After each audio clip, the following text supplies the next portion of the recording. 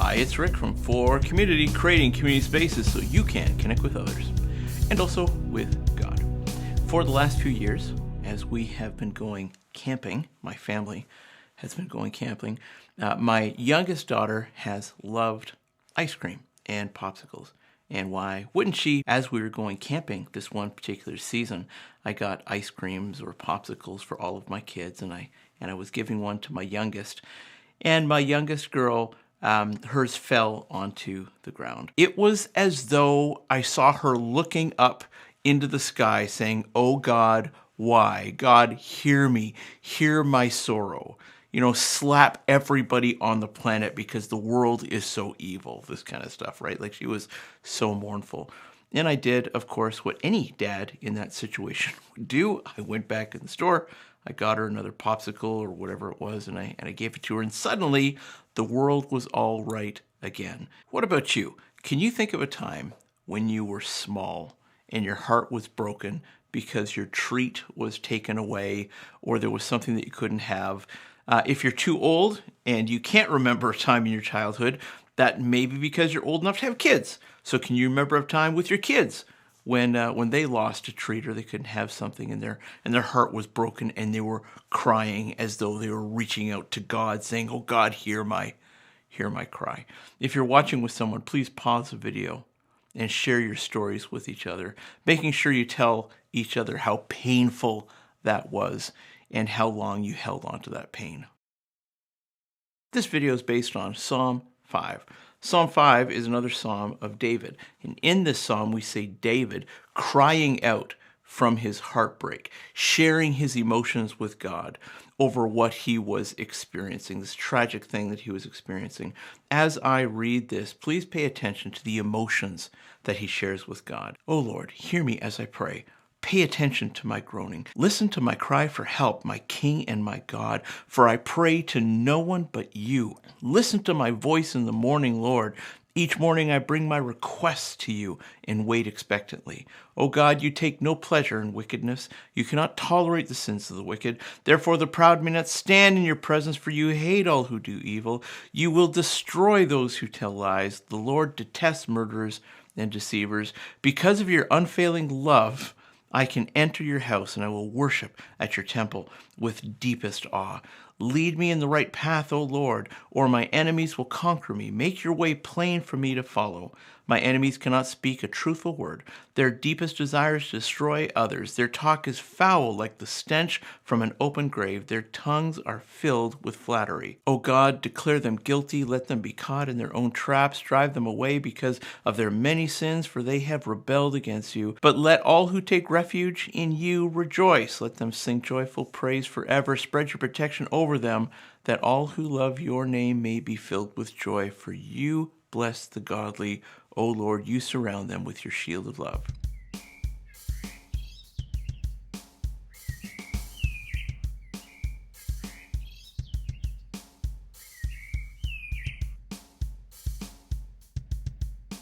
I wonder if there's any mail. Oh, okay. Hey, come down, it's dinner time! Ugh, coming. Okay, I'm coming. Just give me a sec. Hey kids, don't forget to look in the background for all the cool characters.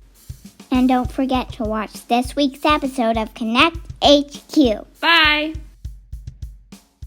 In one light, this psalm can look dark and disturbing as somebody is praying for the downfall of the people around him. In another light, this psalm can feel uplifting and hopeful, as though we can cry out to God and he hears us as we're going through whatever it is we happen to be going through. Here's the point that I want to make in this video about this psalm. Ask for help while you forgive. In this psalm, I see 2 points that I'd like to highlight.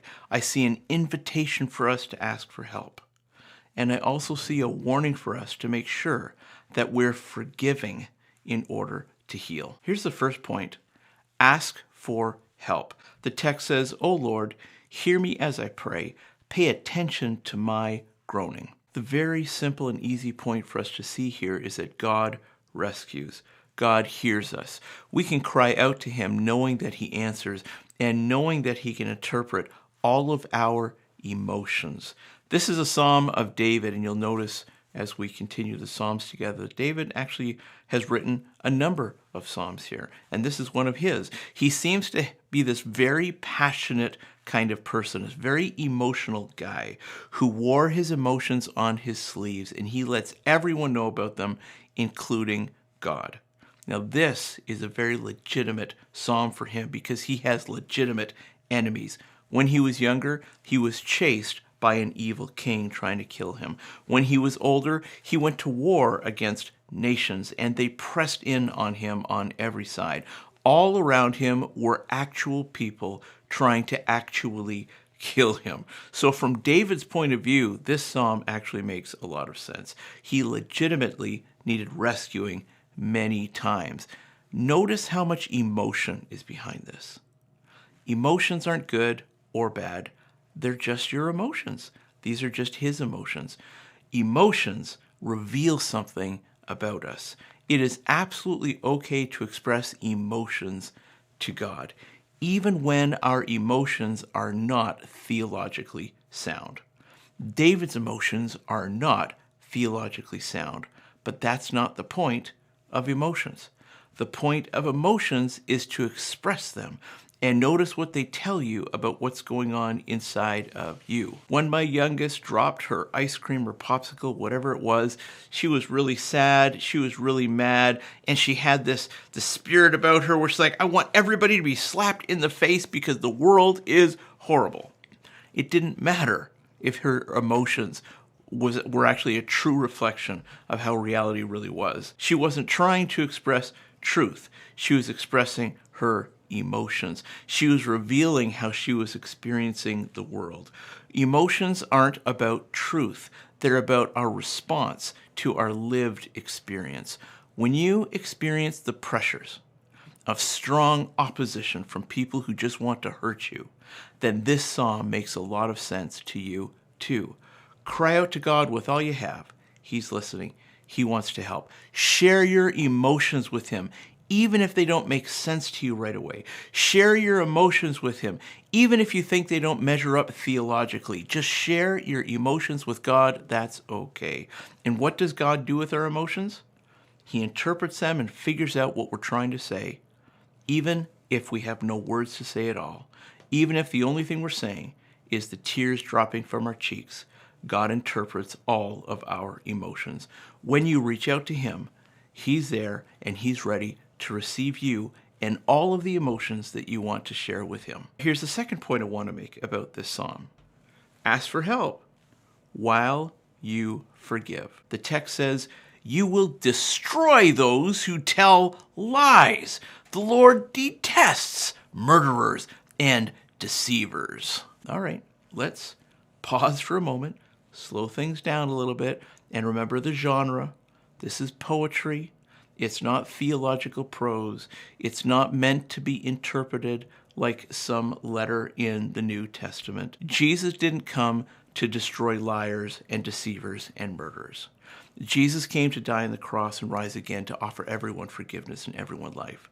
I mean, it's true that Jesus doesn't like lying. Jesus doesn't like deceiving. Jesus doesn't like murdering.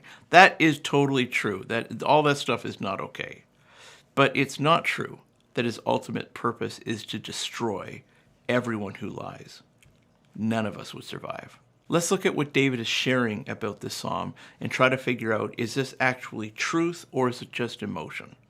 Of God, David says, you don't pleasure in wicked, you don't tolerate sin, you hate all who do evil, you restrict the proud from your presence, you destroy liars, you detest murderers and deceivers. But listen to what he says of himself. David says, basically, that he's more special, that David's allowed in God's presence because of God's love, that David is led on the right path, that David follows a path that God has made easy for him to follow, and others not so much. David has a real skewed perspective here about God and people. So listen, I am going to totally do a lot of interpreting here. And it is okay for you to interpret this differently than I do. While I was reading this, it just struck me that, yes, David was in a bad spot and needed to cry out to God, and yes, God is there to hear us and help us. But the other thing that struck me here is what role does forgiveness play here? And was David able to forgive? And if he wasn't able to forgive, how was that hurting him? So this is totally my interpretation. Go ahead and interpret this differently than me. That's okay. I honestly think there's a point here to be made about forgiveness. I think our strong emotions cloud the way that we see others and cloud the way that we see God. Those negative and unforgiving emotions. I think what I'm seeing here is a person who isn't ready to forgive, but a person who would benefit by forgiving. Now hold on. What is forgiveness? Forgiveness is three things. Okay, I'm going to summarize it in three things. It's the decision to overcome pain that was inflicted by another person onto you. Okay, it's a decision to overcome that pain. Second of all, it's letting go of anger, resentment, shame, and all those other emotions associated with an injustice, even though they're very reasonable feelings. And they are very reasonable feelings, but it's letting go of them. And thirdly, it's treating the offender with compassion, even though they are totally not entitled to it. So it's a decision, it's a letting go, and it's treating with compassion. Here's what forgiveness isn't. It's not reconciliation. It's not repairing or returning to a relationship. That's not forgiveness. It's not forgetting the injustice. You don't want to set yourself up to receive more injustice. It's not condoning or excusing the offender's behavior. It's not healing for the other person. It's healing for you when you do the forgiving. If you're in a toxic environment, oppressed and at risk, that's not a moment to pause to forgive. If your safety is at risk, you get out of there as quickly as you can. Once the danger has passed and once you're safe, then we consider forgiveness. Here's the summary. I'm seeing two things in this psalm. I'm seeing a legitimate option for us that whenever we have been oppressed, when we are truly feeling pain and people are just trying to hurt us, we can call out to God with all of our emotions, and God will hear us, God will answer us, God will interpret everything, even those groans when we have no words and it's all we have to communicate. God can hear it all. He interprets. He's there for us, and he wants to help, and he can and will help. I'm also seeing this open wound that David has, this total lack of forgiveness. And I don't know when this psalm was written. Maybe this psalm was written right while he was in the middle of oppression. And so the psalm totally makes sense. But I can also see the open wound. In order to get healed up from the open wound of a lack of forgiveness, we need to see the benefit of forgiveness. Ask for help while you forgive. Share all of your emotions with God. Trust him to interpret them. Trust that he hears. Go through the 4 phases of forgiveness so you can heal rather than allowing the wound to become infected, causing you to lose the ability to move on. That's so painful. It is such a painful season to be in when we hold on to a lack of forgiveness. Recovering from that season is also so painful. So this is my interpretation of this psalm. Ask for help while you forgive. I expect that you'll have your own interpretation. I hope that you'll have your own interpretation. You've listened to me, and now I want to listen to you this coming Sunday. That's it from me to you for now. Would you please like? Would you please share? Would you please subscribe? Would you also please ask for the link for community, creating community spaces so you can connect with others and also with